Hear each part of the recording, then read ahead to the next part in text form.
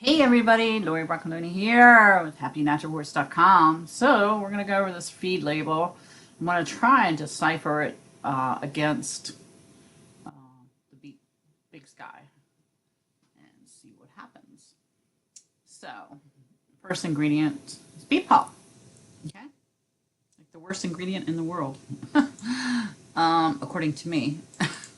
So this is my book, Natural Equine Remedies. And we go here, what not to feed in the chapter. Beet pulp, bran, and rice bran are all byproducts of the human food industry. They are heavily laden with pesticides and in many cases are genetically modified. In fact, all of them are genetically modified now in this world.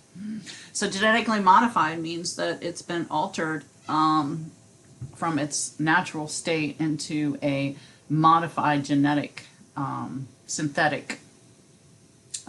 It's been tampered with, so to speak, and because they are byproducts, all the pesticides and other chemicals used in the processing are concentrated. For example, chemical solvent is used to extract beet juice from beets for human consumption.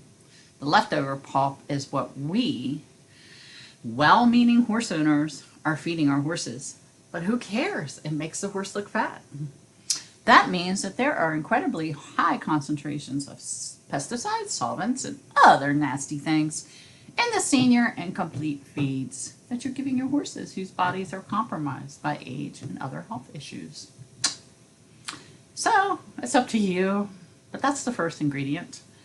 It's also lacking in nutrients, vitamin A, selenium. It's very high in oxalates, and they bind calcium. So it appears to be high in calcium, which isn't a good source because calcium is not well absorbed. So feed your horse like a horse. You're absolutely right. Beet pulp is not a complete feed and must be balanced with the proper vitamin and mineral supplements. So why feed it at all? It's very high in oxalate, as your links show, which is binding calcium. What appears to be high in calcium, actually, it isn't a good source of calcium, not well absorbed. Feed your horse like a horse. Julie Getty. I certainly agree that beet pulp, all by its loneliness, doesn't come close to providing the adequate balanced mineral profile. Another veterinarian. And then this is a lady that talks about changing her feed. And it was like a no-brainer. Her horse became lame. She took it off the beet pulp and got better. So, I'll just show you that. So we're back here. So then we have wheat middlings. Okay, so let me go back here. And wheat middlings are really not that bad. But it's a second source in there. So, so it has wheat shorts, wheat germ, wheat flour, and they say it's tail of the meat. It's a cheap filler with no real nutritional value, so the horse can really doesn't get anything out of it. But it's basically it makes it not bind. But if fed in high quantities, it is a binding infinity, which will leach calcium, magnesium, iron, and zinc.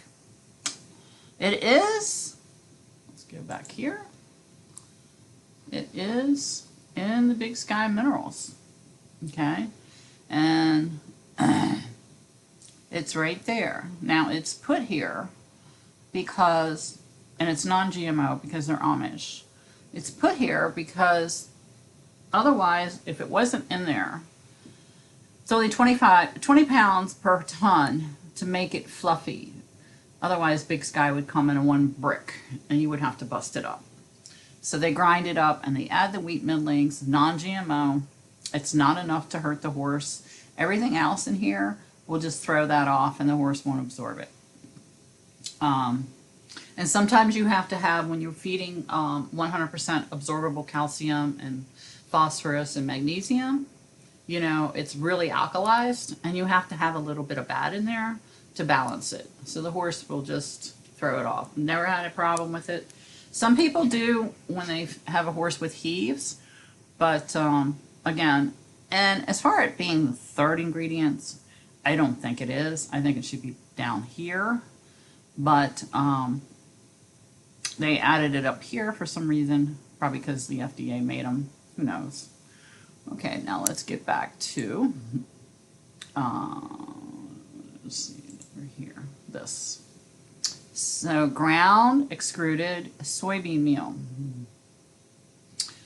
dehydrated alfalfa meal, not too bad, soybean oil, salt, active dry yeast, brewer's yeast, and yeast culture. What this is doing is just grabbing all this crappy stuff and pushing it out of the horse, hopefully. You're never really supposed to force feed salt. There is salt in the Big Sky Minerals, but it's not enough. It's enough to, it's probably, he says, another 25. It's not even 25. I think it's only 20 pounds of salt per ton. And the reason why is because it needs the salt in there to make the other minerals work. So, but soybean oil. Let's go back here to my natural equine remedies. And let's see if we got the oils there. Here we go, soybean oil. Horses don't have a gallbladder, and you don't know how much soybean oil they have in there. Let's see. Cracked corn, rice bran oil is acidic. And soybean oil is high in estrogen. You know, estrogen hormone stuff. And will block iodine production, therefore attacks the thyroid, which may be seeing more and more insulin resistance. So, why is it in there?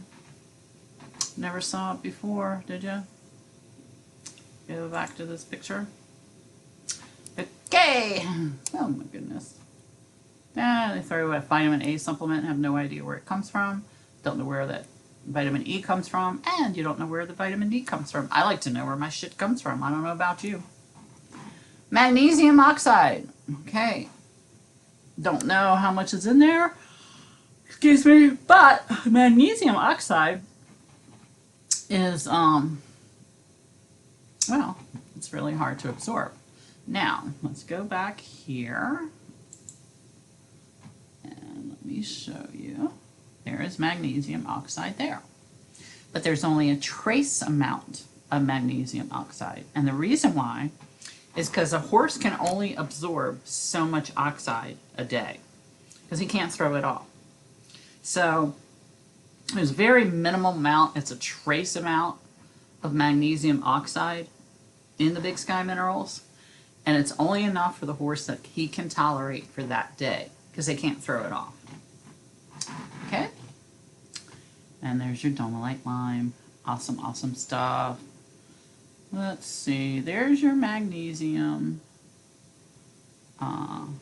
carbonate. And there should be a magnesium sulfate. Where it is. Here is their salt right there. There's their magnesium sulfate. Okay.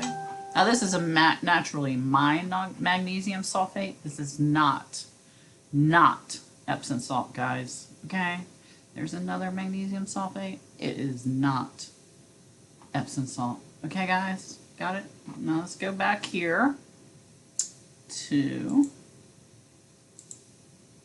alright, let's go back up here to force-fed salt. In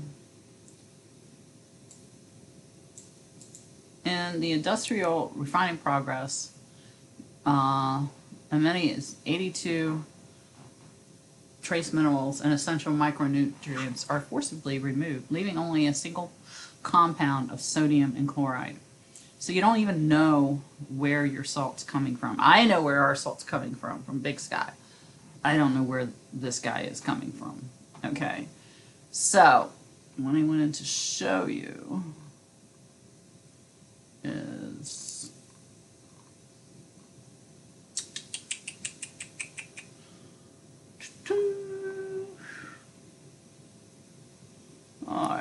this is really important.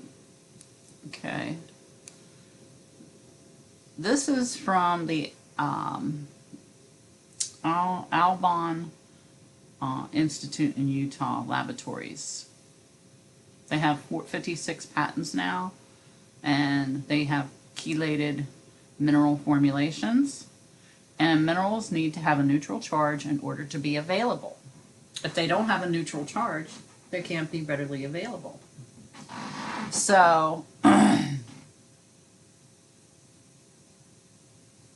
inorganic minerals are improperly manufactured chelates, which have a high molecular weight and simply too big to go through the musca. Alabon's chelated minerals are 8 to 10 times better absorbed than inorganic minerals, and incorrectly made with chelates or pronates. Inorganic mineral forms include oxides, which is the least available that the body can use, sulfates, which are utilized better than oxides, and they are, and carbonates, which are most available in the inorganics. In fact, especially in animal nutrition, carbonates can be a little bounce and act as a buffer. Carbonate and oxide and sulfate forwards of the mineral are not nearly as available to the body as an amino acid chelate. Imagine trying to put a volleyball or even a tennis ball through a mesh on your screen door. This is what happens in the intestines when the large molecule-weighted mineral, such as calcium carbonate, comes along. It simply does not work until the body uses some dietary protein to combine with the mineral to absorb it a little bit. But most of it sails right through to your manure pile. Okay? Got that? So there's an oxide there. And zinc sulfate's good. There's more salt. Diatomaceous dirt and bentonite clay will have the bentonite will have the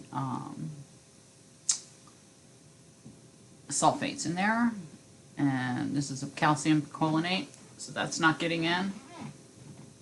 And there's your amino complex. That's good, and that's good, and that's good. And then you have your artificial flavors and another yeast. You got like 3 yeast in there. Don't know where this comes from. Folic acid. And so this is good, but is it getting absorbed? Who knows? And there's your soybean hulls. So I would not, there's more sulfate, which is good. But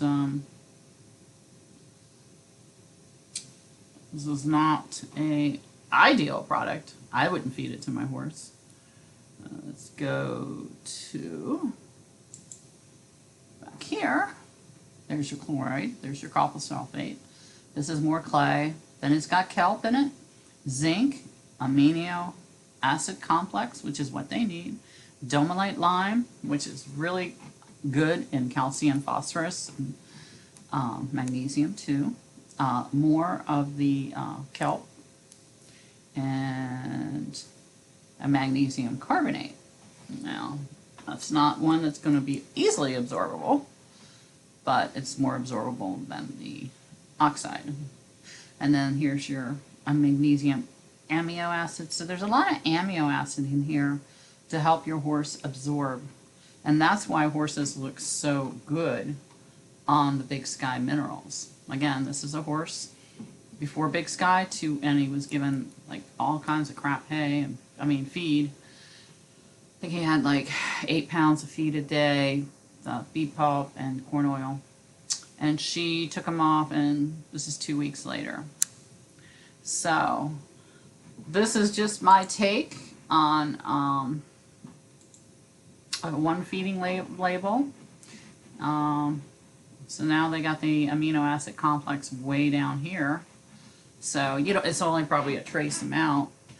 To be honest with you, I don't even think it's getting in there. So, excuse me, it's been raining like it always does in the East Coast. HappyNaturalHorse.com. I hope this explains everything. Now, your horse might look good on this for a while, But if he's in a field, he is going to go to weeds and he's going to balance himself. He's going to balance himself with the hay. He's going to balance himself with the grass.